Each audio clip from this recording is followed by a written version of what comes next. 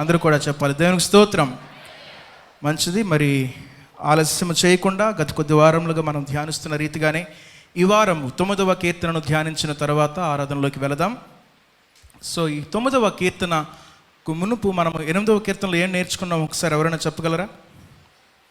గత వారంలో 8వ కీర్తనలో మనం ఏమి నేర్చుకున్నాం? నరపుత్రుని జ్ఞాపకం చేసుకుంటూ వాడు ఏ పాటి వాడు అన్న విషయాన్ని మనము జ్ఞాపకం చేసుకుంటూ ఒక 3 విషయాలు చెప్పడం జరిగింది. మనము దేవునికి చాలా ప్రాముఖ్యమైన వారము లేదా ముఖ్యమైన వారము అనే విషయాలు 3 చెప్పడం జరిగింది. You are important because God made you in his image. ఆయన స్వారూప్యంలో మనల్ని చేశాడు కాబట్టి మనము దేవునికి ముఖ్యమైన వారము. అదే రీతిగా you are important because God has shared his dominion with you అన్న విషయాన్ని కూడా తెలియపరచడం జరిగింది గత వారం. దేవుడు తన యొక్క ఆధిక్యాన్ని, అంటే ఈ లోకాన్ని సర్వసృష్టిని తయారు చేసిన వాడు ఆయనే అయినప్పటికీ ఈ సృష్టి మీద కొంత అధికారాన్ని తన మనుషులకు కూడా ఇవ్వడం, తన ప్రజలకు కూడా ఇవ్వడం మనం చూస్తూ ఉన్నాం. కాబట్టి we are important to God. And ఆఖరిగా we are important because God has a purpose to fulfil in your life. మన జీవితాలలో ఆయన చిత్తాన్ని నెరవేర్చడాన్ని అనుకుంటున్నాడు కాబట్టి మన జీవితాలు చాలా శ్రేష్టమైనవని దేవుని యొక్క సన్నిధిలో మనం ఈ విషయాలు గత వారం నేర్చుకోవడం జరిగింది. ఈ వారము మరి ఈ యొక్క 9వ కీర్తనలో చూసుకుంటే దాన్ని చదవడానికి మునుపు కొన్ని విషయాలు మనము జ్ఞాపకం చేసుకోవాలి. ఈరోజు లోకంలో పరిస్థితులు చూస్తే చాలా క్లిష్టమైనటువంటి పరిస్థితులు ఉన్నాయి. చాలా గందరగోళమైనటువంటి పరిస్థితులు ప్రపంచంలో మనకు కనబడుతూ ఉన్నాయి. సో ఈ ప్రపంచంలో చూస్తే 2 రాజ్యాలు. ఏంటి ఆ రాజ్యాలు? ఒకటి దేవుని రాజ్యం, మరొకటి దుష్టుని రాజ్యం. ఈ 2 రాజ్యాలు మాత్రమే ఈ యొక్క ప్రపంచంలో ఉన్నాయి. ద గ్లాడ్ థింగ్ ఏంటి అంటే we are on the winning side and that kingdom is kingdom of God. దేవుని యొక్క రాజ్యంలో మనం ఉన్నాం కాబట్టి మనము విజయాన్ని చేరుకునే రాజ్యంలో ఉన్నాం, విజయము పొందబోయే రాజ్యంలో ఉన్నాం. We are on the winning side. 2 రాజ్యాలు మాత్రమే ఈ లోకంలో ఉన్నాయి, దేవుని రాజ్యము, దుష్టుని రాజ్యము. మనమున్నది ఏ రాజ్యములో అంటే దేవుని యొక్క రాజ్యములో. అయితే దేవుడు ఈ రాజ్యాన్ని సృష్టిలోనే ప్రారంభించాడు, ఆదిలోనే ప్రారంభించాడు. ఆదిలో ప్రారంభించబడిన ఈ రాజ్యంలో మనుష్యుడు తను చేసినటువంటి పాపము వలన ఆ యొక్క స్థితిలో నుంచి జారిపోయినట్టుగా మనము చూడవచ్చు. అయితే దేవుని రాజ్యంలో కనుక మనం ఉంటే మన దగ్గర ఉండాల్సినటువంటి వైఖరి, మన బిహేవియర్ ఎలా ఉండాలి అంటే, దేవుని రాజ్యంలో నీవు కానీ నేను కానీ ఉన్నాము అంటే దేవుణ్ణి ఆరాధన చేసేవారిగా, దేవుణ్ణి స్తుతించేవారిగా మాత్రమే ఉండాలి. అంతేగాని భయంతో ఉండకూడదు. ఈ లోకంలో ఉన్న పరిస్థితులు చూసి, గందరగోళ పరిస్థితులు చూసి, ఆ పరిస్థితులు, ఆ క్లిష్టమైన పరిస్థితులు చూసి ఒక భయం అనేది మనలో ఉండకూడదు. కానీ అటువంటి పరిస్థితుల్లో కూడా, కష్టమైన పరిస్థితుల్లో కూడా దేవుణ్ణి స్తుతించేవారిగా, ఆరాధించేవారిగా, దావీదు ఏ రీతిగా అయితే తన జీవితంలో చేశాడో ఆ రీతిగానే చేసేవారిగా, విశ్వాసులుగా మనము ఈ లోకంలో ఉండాలి. కాబట్టి ఇదే సత్యాన్ని ఈ యొక్క కీర్తనలో దావీదు భక్తుడు పొందుపరచడం కూడా జరిగింది. దావీదు జీవితంలో ఎన్నో శ్రమలు వచ్చాయి, ఎంతోమందిని ఎదిరించాడు, దేవుని యొక్క సహాయంతో ముందుకు వెళ్ళిన వ్యక్తిగా మనం చూడొచ్చు. గొలియాతు మీద విజయాన్ని పొందాడు, ఫిలిస్తీన్ల మీద విజయాన్ని పొందాడు, అనేకమైనటువంటి దేవుని విరోధుల మీద విజయాన్ని పొందినటువంటి అనుభవము దావీదుకి దేవుని రాజ్యంలో ఉంది. కాబట్టి ఈ సత్యాలను రాస్తూ ఉన్నాడు. అటువంటి పరిస్థితుల్లో ప్రపంచంలో యుద్ధాలు జరుగుతూ ఉన్నాయి, ఆయన మీదకి అనేక మంది దండెత్తు వస్తూ ఉన్నారు, శ్రమల కాలము, చాలా దుఃఖాక్రాంతుడై ఉన్నటువంటి దావీదు అటువంటి పరిస్థితుల్లో కన్ఫ్యూజన్ స్టేట్లో ఆయన లేడు. ప్రపంచంలో అయితే చాలా కన్ఫ్యూజన్ ఉంది, చాలా గందరగోళంగా ఉంది. The world is in chaos. But దావీదు మనసులో మాత్రము ఎటువంటి భయము లేకుండా దేవుని యొక్క ఆదరణ పొందుకుంటూ ఆయన రావటం జరిగింది. కాబట్టి ఆయనకి తెలుసు, దేవుడు తన రాజ్యాన్ని స్థాపించాడు, ఇప్పుడు కాదు, ఈ సృష్టిని జరిగించినప్పుడే క్రీస్తులో ఈ రాజ్యాన్ని దేవుడు ప్రారంభించాడు. కాబట్టి నేను ఆ రాజ్యంలో ఉన్న వ్యక్తిని, నేను ఎప్పుడు కూడా దేవుణ్ణి ఆరాధించేవాడిగానే, స్తుతించేవాడిగానే ఉండాలి అని తెలుసుకున్నాడు. కాబట్టి దావీదుకి ఎన్ని కష్టములు వచ్చినా, గత కొద్ది వారాలుగా మనం చూస్తున్నాం, ఎన్నో కష్టాలు వచ్చాయి దావీదుకి. కానీ వాటన్నిటినీ అధిగమిస్తూ ముందుకు కొనసాగుతూ ఉన్న వ్యక్తిగా మనము దావీదుని చూడవచ్చు. అయితే ప్రతి అధ్యాయంలో కూడా దావీదు దేవుని స్తుతించకుండా ఏ అధ్యాయం కూడా లేదు. ఉందండి ఏదైనా అధ్యాయము? దావీదు రాసిన ఏ అధ్యాయంలో కూడా దేవునికి స్తుతి చెల్లించకుండా ఒక్క కీర్తన కూడా మనకి కనబడదు. కాబట్టి అటువంటి గొప్ప కీర్తనకారుడు, ఆరాధికుడిగా మనము దావీదుని చూడవచ్చు. కనుక అక్కడ దావీదు మరి మనిషి స్థానము ఏదైతే దేవుడు తన రాజ్యంలో ఇచ్చాడో, తన రాజ్యంలో మనిషి యొక్క స్థానం ఏమిటి? ఈరోజు ఒక మాట, దేవదూతలన్నీ కలిసి ఏం చేస్తూ ఉన్నాయి? స్తుతిస్తూ ఉన్నాయి. వాటి పని కూడా అదే. వాటికంటే శ్రేష్టముగా మనల్ని తయారు చేశాడు. ఎందుకంటే ఆయన పనిని మనం ఈ భూమి మీద నిర్వర్తిస్తూ ఉన్నాం. They are subordinates. అంటే మనకి ఏమీ కాకుండా మన పరిస్థితులను అన్నిటినీ సంరక్షిస్తూ ముందుకు కొనసాగడానికి దేవదూతలనే మన కోసం దేవుడు కాపలి పెట్టాడు. అంటే మనము గొప్పవారమ కాదా వాటికంటే? అవి ఎవరికి గార్డియన్స్ అండి? దేవదూతలు మనకే. మనల్ని కాపాడడానికి దేవుడు వాటిని సృష్టించాడు. ఆయన రాజ్యంలో ఆయన్ని సన్నుతించడానికి వాటిని సృష్టించాడు. కాబట్టి మనకి చాలా ప్రివిలేజ్ ఇచ్చాడు, చాలా ధన్యతనిచ్చాడు. ఒక ముఖ్యమైనటువంటి శ్రేష్టమైనటువంటి జీవితాన్ని దేవుడు మనకిచ్చాడు. అటువంటి జీవితాన్ని కలిగి ఉన్న మనము దేవుడు రాజ్యంలో ఉన్నప్పుడు ఆయనని ఆరాధించేవారిగా, ఆయన నామాన్ని ఘనపరచువారిగా లేకుండా భయముతోనూ ఈ లోకములో పరిస్థితులు చూసి ఒకవేళ వణుకుతోనూ మీరు కనుక మీ జీవితంలో ఉంటే అటువంటి వైఖరి నిజమైన దేవుని రాజ్య వారసులకి ఉండదు. వారి యొక్క వైఖరి ఎలా ఉండాలి అంటే నిరంతరము ఎలాంటి పరిస్థితులను ఎదురొచ్చినా వాళ్ళు ఏం చేయాలంట? దేవుణ్ణి స్తుతించాలి. అదే దావీదు చేశాడు. ఈ స్తుతించే క్రమంలోనే 2 విషయాలు దేవునికి దావీదు అడిగాడు. ఏంటి ఆ 2 విషయాలంటే దేవునికి అడిగిన విషయాలు to save and to shelter. అంటే రక్షించమని అడిగాడు. అదే రీతిగా ఆశ్రయమై ఉండమని కూడా అడిగినట్టుగా మనం చూడవచ్చు. మన ఆశ్రయదుర్గం ఎవరండి? దేవుడే. కాబట్టి దావీదు 2 విషయాలే అడిగినట్టుగా తన ప్రజలను రక్షించమని అడిగాడు, తనను కూడా రక్షించమని అడిగాడు. అదే రీతిగా తన ప్రజల విషయమై వారందరికీ ఆశ్రయదుర్గమై ఉండమని కూడా కోరిన వ్యక్తిగా దావీదును మనము ఈ కీర్తనలో చూడవచ్చు. సో 2 విషయాలు మీకు చెప్పాను. టు సేవ్ అంటే గాడ్ సేవ్స్. నిజం, దేవుడు మనలను రక్షిస్తాడు, కాపాడుతాడు. అదే రీతిగా గాడ్ షెల్టర్స్ అంటే దేవుడు మనల్ని ఆశ్రయమిస్తాడు. అర్థమవుతుందా? ఆశ్రయాన్ని కలిగించిన వాడు ఆయనే. మన కేడమై ఉన్న దేవుడు ఆయన, మన ఆశ్రయ దుర్గమై ఉన్న దేవుడు ఆయన. కాబట్టి ఇక్కడ 2 విషయాలు మరలా మనకు కనబడుతున్నాయి. ఏంటి ఆ 2 విషయాలు అంటే, మొదటిది దేవుడిని రక్షించమని అడిగాడు కదా, దేవ మమ్మల్ని రక్షించు అని అడుగుతూ ఉన్నాడు. అక్కడ ఒక పర్సనల్ ప్రైజ్ అనేది కనబడుతూ ఉంది. ఈ కీర్తన అంతా కూడా మనము స్తుతుల గురించే మాట్లాడుతూ ఉన్నాం. దావీదు దేవుణ్ణి ఏ రీతిగా స్తుతించాడో, ఏ రీతిగా దేవుని ఎదుట తన ప్రార్థన విన్నపములు పెట్టాడు అన్న విషయాలు మాత్రమే మనకు కనబడుతున్నాయి. మొదటిది చూస్తే పర్సనల్ ప్రైజ్, రెండవది చూస్తే నేషనల్ ప్రైజ్. అంటే మొదటిది వ్యక్తిగత స్తుతిగా కనబడుతూ ఉంది, రెండవది రాజ్యపరమైన స్తుతిగా లేదా జాతీయపరమైనటువంటి లేదా యూనివర్సల్ అప్లికేషన్ ఉన్నటువంటి ఒక స్తుతిగా మనం చూడవచ్చు. దావీదు 2 విధమైనటువంటి స్తుతులను దేవునికి అర్పించాడు. మొదటిది ఏంటంటే తన జీవితంలో దేవుడు చేసిన కార్యములకై, తన జీవితంలో దేవుడు తనకిచ్చిన విజయాలకై ఆయన స్తుతి చెల్లించినట్టుగా చూసాం. అదే రీతిగా నేషనల్ ప్రైజ్ అంటే తన యొక్క ప్రజలు ఎవరైతే ఉన్నారో తన ప్రజల నిమిత్తము దేవుడు చేసిన కార్యములకై ఆయన స్తుతి చెల్లించినట్టుగా మనము ఈ యొక్క అధ్యాయంలో 2 భాగాలుగా చూడవచ్చు. మొదటి భాగంలో వ్యక్తిగత ప్రార్థన లేదా వ్యక్తిగత స్తుతులు ఏవైతే ఉన్నాయో 1 నుంచి 8వ వచనం వరకు కనబడుతుంది.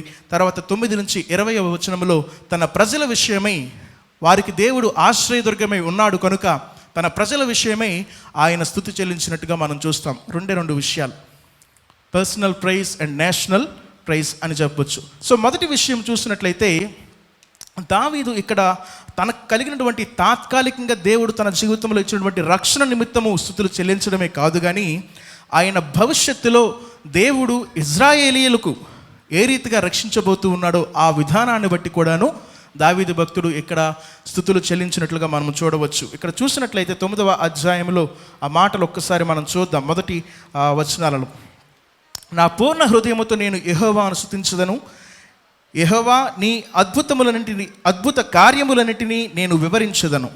మహోన్నతుడా, నేను నిన్ను గూర్చి సంతోషించి హర్షించుచున్నాను, నీ నామము కీర్తించదను. ఈ మాటలు మనం చూసినప్పుడు మనకు ఒక 3 విషయాలు అక్కడ కనబడుతూ ఉన్నాయి. దావీదు ఏ రీతిగా మరి దేవుణ్ణి ఆరాధించాడు అంటే, ఆయన ఎప్పుడు దేవుని నామాన్ని మహిమపరచినా, ఎప్పుడు దేవుని నామాన్ని స్తుతి చేసినా ఉద్దేశపూర్వకముగానే ఆయన చేస్తాడు, కానీ ఏదో నామమాత్రంగా చేయాలని ఆయన ఇప్పుడు కూడా స్తుతి చెల్లించలేదు. విల్ఫుల్లీ ఆయన చేశాడు. ఇష్టపూర్వకముగానే దేవుని నామాన్ని మహిమపరిచిన వ్యక్తిగా మనం చూడవచ్చు. కాబట్టి ఈ పర్సనల్ ప్రైజ్లో మొదటిది మనం చూడవచ్చు, it's a prize of deliberate. అంటే ఉద్దేశపూర్వకముగా చేసినటువంటి ఆరాధనగానే స్తుతిగానే దావీదు చేశాడు. ఆ చేసిన విధానంలో ఇక్కడ మనం చూడవచ్చు 9వ అధ్యాయంలో 3 విషయాలు మనకు కనబడుతున్నాయి. చూడండి, పూర్ణ హృదయముతో అంటూ ఉన్నాడు. తర్వాత వచనములో నీ అద్భుత కార్యములన్నిటిని బట్టి అంటూ ఉన్నాడు. తర్వాత నేను నిన్ను గూర్చి సంతోషించి నీ నామాన్ని హర్షించి నీ నామాన్ని కీర్తించదను అంటూ ఉన్నాడు. అంటే 3 విషయాల బట్టి తన స్వతహాగా వ్యక్తిగతంగా దేవుని నామాన్ని ఆరాధించే వ్యక్తిగా దావీదు కనబడుతూ ఉన్నాడు. దాని అర్థం ఏమిటి అంటే completely and thankfully and publicly 3 విషయాలు. మనము దేవుణ్ణి ఆరాధిస్తున్నాము అంటే పూర్ణ హృదయముతో. సో నీ యొక్క శరీరాన్ని అంతటినీ ఒక దగ్గర పెట్టి నీ మనసును అంతటినీ ఒక దగ్గర కేంద్రీకరించి దేవుని నామాన్ని ఆరాధించే వారిగా ఉండాలి. మనసు ఒక దగ్గర అంటే అంటారు కదా, బాడీ ప్రెజెంట్ మైండ్ ఆబ్సెంట్ అని, అలా ఉండకూడదు. దేవుని నామాన్ని ఆరాధన చేస్తూ ఉన్నామంటే మన ఆలోచన యావత్తు కూడా దేవుని మీద మనం కేంద్రీకరించి ఆయన నామాన్ని ఘనపరిచే వారిగా ఉండాలి తప్ప నీకు నచ్చినట్టుగా నీ ఇష్టానుసారంగా నీ మనసుని ఎక్కడెక్కడికో పరిగెట్టించి నీ శరీరాన్ని ఇక్కడ కనుక ఉంచితే దానివల్ల ఉపయోగం ఉండదు.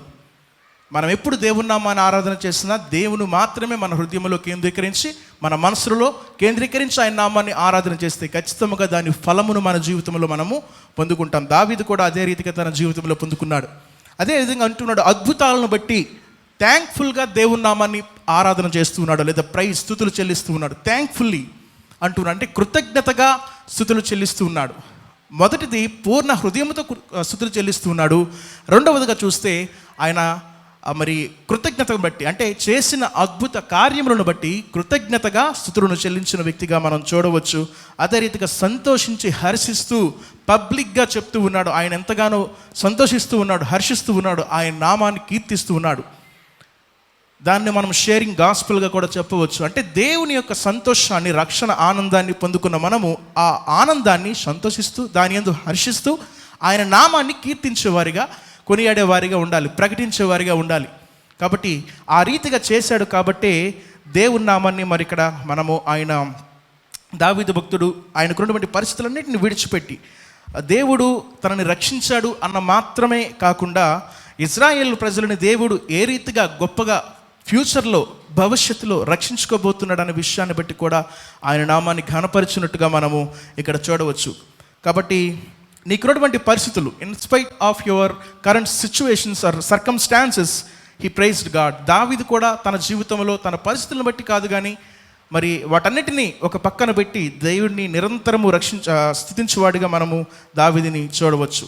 కాబట్టి మన జీవితంలో నివసిస్తూ ఉన్నామంటే దేవుడు చూపినటువంటి కృపణని గ్రహించి ఆయన ఇచ్చినటువంటి ఆదరణను పొందుకుంటూ మనం ముందుకు వెళుతూ ఉన్నాము. కాబట్టి నిరంతరము కూడా ఆయన నామాన్ని ఘనపరిచేవారుగానే మనం ఉండాలి. ఇంకా ఇందులో చూసుకున్నట్లయితే అదే రీతిగా దావీదు స్తుతులకు దేవుడు అర్హుడు అన్న విషయాన్ని గ్రహించి, అంటే 3-8 వచనాల్లో మనకు కనబడుతుంది, దేవుడు స్తుతులకు అర్హుడు అన్న విషయాన్ని గ్రహించి దావీదు ఆయన నామాన్ని మహిమపరిచినట్టుగా స్తుతిస్తున్నట్టుగా చూడవచ్చు. ఎందుకు అంటే మనం మొదట చూసాం 3 రకాలుగా దావీదు తన పర్సనల్ ప్రైజ్ని చేయటం జరిగింది. ఏంటంటే అది హృదయపూర్వకంగా చేశాడు, కృతజ్ఞత కలిగి స్తుతులు చెల్లించాడు. అదే రీతిగా అద్భుత కార్యాలను బట్టి అంటే కృతజ్ఞత కలిగి తన జీవితంలో దేవుడు చేసిన అద్భుతాలను బట్టి కృతజ్ఞత కలిగి ఆయన స్తుతులు చెల్లించినట్లుగా చూసాం. అదే రీతిగా పబ్లిక్లీ అంటే బాహాటముగా సంతోషముగా ఆయన ప్రకటించినట్లుగా దేవునికి స్తుతులు చెల్లించినట్లుగా కూడా మనం చూడవచ్చు. ఇక్కడికి వచ్చేసరికి దేవుడు స్తుతులకు అర్హుడు అన్న విషయాన్ని గ్రహించి 3-8 వచనాలు చదివినప్పుడు అక్కడ ఈ విషయం మనకి విశదీకరించబడుతుంది. జాగ్రత్తగా చూడండి. స్తుతులకు అర్హుడు అన్న మాట ఎందుకు అన్నాను అంటే దేవుడు ఆయనను రక్షించాడని ఆయన స్తుతిస్తున్నాడు, కరెక్టే. కానీ దేవుడు దావీదునకు 4 రకములైన కార్యముల ద్వారా తన శత్రువులపై విజయాన్ని అందించాడు. ఆ విషయాలు కూడా మనకు అక్కడే కనబడతాయి. దావీదునకు దేవుడు తన శత్రువులపై 4 రకములుగా 4 కార్యములు చేసి తన జీవితంలో శత్రువులపై విజయాన్ని దావీదుకు దేవుడు అనుగ్రహించాడు. ఏమిటి ఆ 4 విషయాలు అంటే, మొదటిగా హీ రిబ్యూక్డ్ హిస్ ఎనిమీ. అంటే మొదటిగా చూడవచ్చు 9వ అధ్యాయం 5వ వచనములో చూడండి ఒక మాట, గద్దించి. చాలు, అక్కడ ఏమనుంది, దేవుడు గద్దించినట్లుగా మనం చూస్తూ ఉన్నాం. కాబట్టి దావీదు తన జీవితంలో ఉన్నటువంటి శత్రువులను దేవుడు ఎప్పుడైతే ఆయన సన్నిధిలోకి విడిచిపెట్టాడో, తను న్యాయము తీర్చకుండా, తను తీర్పు తీర్చకుండా ఎప్పుడైతే దేవునికే సమస్తాన్ని విడిచిపెట్టాడో అప్పుడు దేవుడు కార్యము చేయడం ప్రారంభించాడు.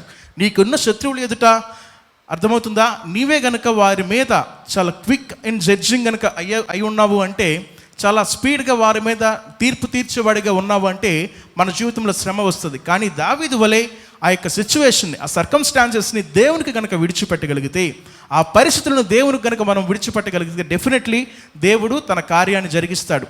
ఇక్కడ దావీదు జీవితంలో కూడా దేవుడు తన కార్యాన్ని జరిగించినట్లుగానే చూస్తాం. చూడండి ఎంత చక్కగా ఆ మాటలు రాయబడి ఉన్నాయో. దావీదు ఎప్పుడైతే గత 7 అధ్యాయాలుగా 8 అధ్యాయాలుగా మనం చూస్తూ ఉన్నాం, అనేక మార్లు దావీదుకు వచ్చిన శ్రమలను బట్టి ఆయన కీర్తిస్తూ ఉన్నాడు, తన శత్రువుల గురించి విజ్ఞాపనలు ప్రార్థనలు చేస్తూ ఉన్నాడు దేవుని ఎదుట. అయితే దేవుడు వాటికి సమాధానం ఇచ్చాడా లేదా అనే విషయాలు మనం ఇక నుంచి చూడబోతూ ఉన్నాం. ఆయన జీవితంలో తనకు సమాధానాలు దయచేశాడు కాబట్టి దావీదు జీవితంలో చూడండి ఎంత గొప్పగా దేవుడు ఆ విషయాలు అక్కడ పొందుపరిచాడు. మరొకసారి చూస్తూ ఉన్నాను, చూడండి. నీవు అన్యజనులను గద్దించి ఉన్నావు. మొదటిది, హి రిబ్యూక్డ్ హిస్ ఎనిమీస్. దావీదు యొక్క శత్రువులను దేవుడు ఏం చేశాడండి? గద్దించాడు. మొదటగా గద్దించడం మనం చూస్తూ ఉన్నాం. అదే రీతిగా ఆ వచనానికి కంటిన్యూషన్గానే మనకు కనబడుతూ ఉంది, దుష్టులను నశింపజేసి ఉన్నావు. దుష్టులను ఏం చేశాడండి? హి డిస్ట్రాయిడ్ హిస్ ఎనిమీస్. మొదటిది రిబ్యూక్ చేశాడు, గద్దించాడు. రెండవది నశింప చేశాడు. ఇంకా మూడవది చూస్తే హి బ్లాటెడ్ అవుట్ అనొచ్చు, అంటే వారిని తుడిచిపెట్టుకుపోయేలా చేశాడు. తుడుపు పెట్టాడనే విషయాన్ని కూడా మనకు కనబడుతూ ఉంది. చూడండి, వారి పేరు ఎన్నటికీ ఉండకుండా తుడుపు పెట్టి ఉన్నావు, తుడుపు పెట్టి ఉన్నావు. అదే రీతిగా 9:7 మనకి కనబడుతుంది, న్యాయము తీర్చుటకు ఆయన తన సింహాసనమును స్థాపించి ఉన్నాడు. న్యాయము తీర్చాడు. ఎవరు న్యాయము తీర్చాడు?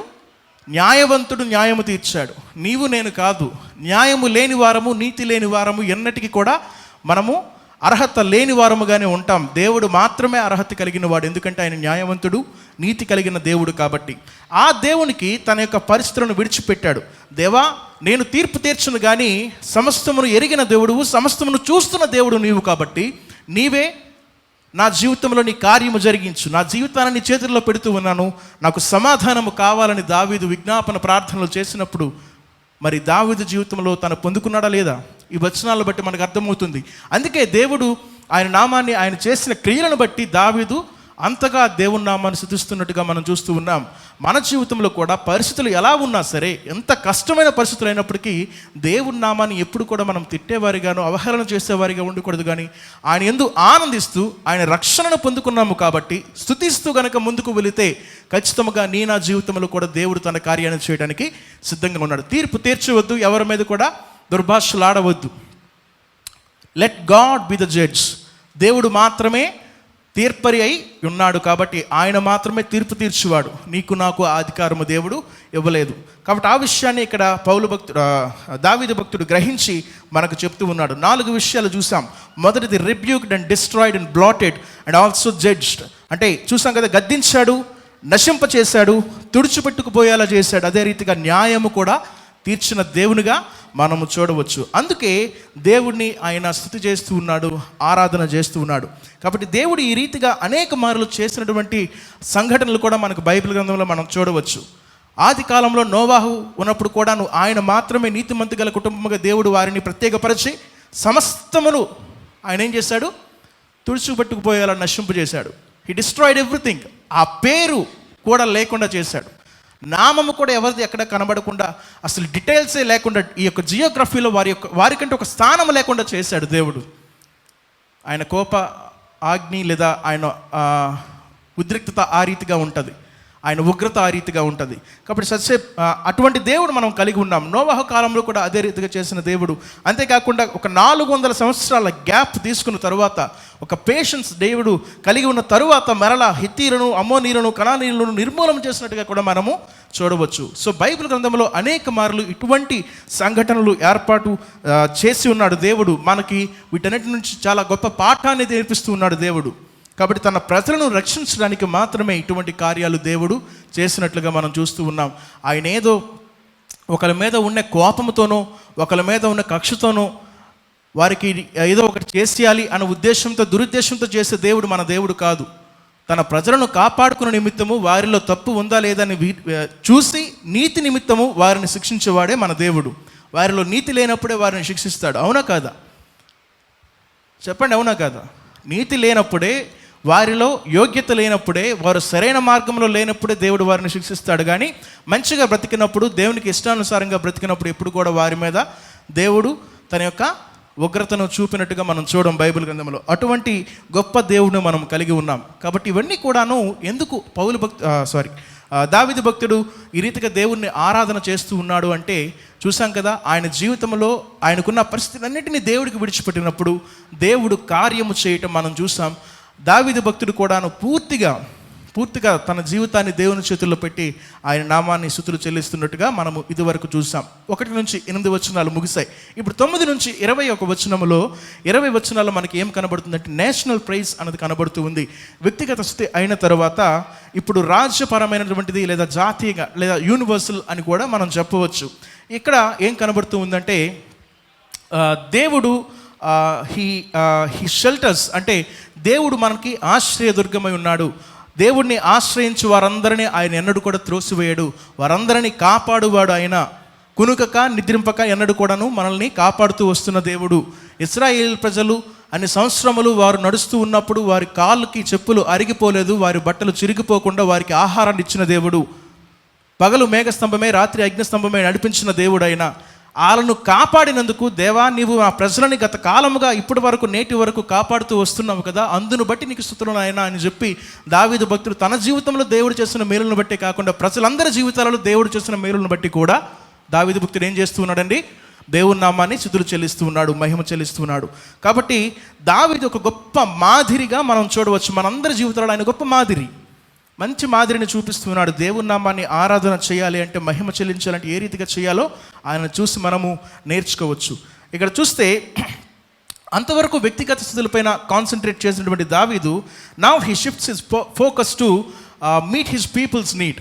ఆయన యొక్క ప్రజల యొక్క అవసరతలు తీర్చమని, వారికి ఆశ్రయదుర్గముగా ఉండమని దేవుని ఆరాధన చేస్తూ స్తుతులు చెల్లిస్తూ కనబడిన వ్యక్తిగా మనకి కనబడుతూ ఉన్నాడు ఇక్కడ దావీదు.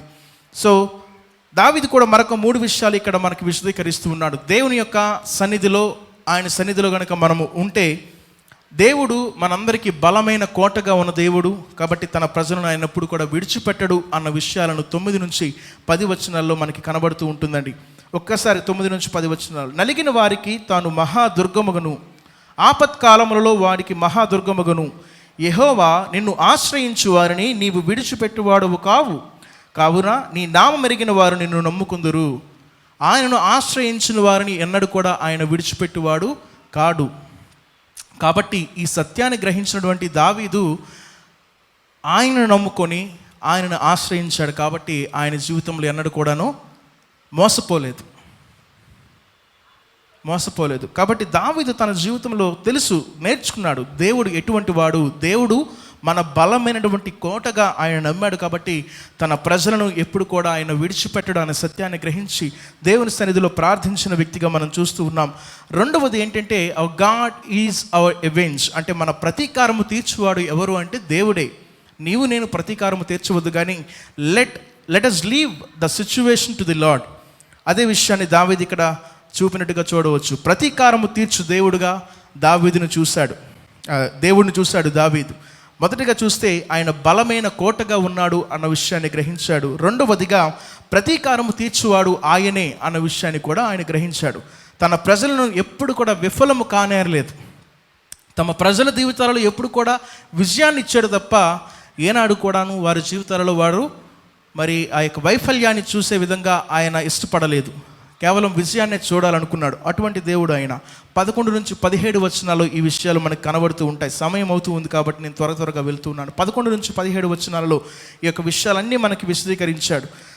అక్కడ చూస్తే ఆయన రక్తాపరాధమును గూర్చి విచారణ చేయనప్పుడు బాధపరచుబడు వారిని జ్ఞాపకం చేసుకున్నాము.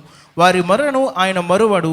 నేను నీ కీర్తి అంతటిని ప్రసిద్ధి చేయొచ్చు. సియోను కుమార్తె గుమ్మములలో నీ రక్షణ బట్టి హర్షించినట్లు యెహోవా నన్ను కరుణించుము. మరణ ద్వారమున ప్రవేశించకుండా నన్ను ఉద్ధరించువాడా, నన్ను ద్వేషించువారు నాకు కలుగజేయు బాధను చూడుము. తాము త్రవ్విన గుంటలో జనములు మునిగిపోయిరి, తాము ఒడిన వలలో వారి కాలు చిక్కుబడి ఉన్నవి. యెహోవా ప్రత్యక్షమాయను, ఆయన తీర్పు తీర్చి ఉన్నాడు. దుష్టులు తాము చేసుకుని దానిలో చిక్కి ఉన్నారు. దుష్టులను దేవుని మరుచు జనులందరూ పాతాళముకు దిగిపోవుదురు. దరిద్రులు నిత్యము మరువబడదు. ఇక్కడ చూస్తే అనేక విషయాలు మనకు కనబడుతున్నాయి. 17వ వచనం వరకు మనం చూస్తే చాలా విషయాలు మనకు కనబడుతూ ఉన్నాయి.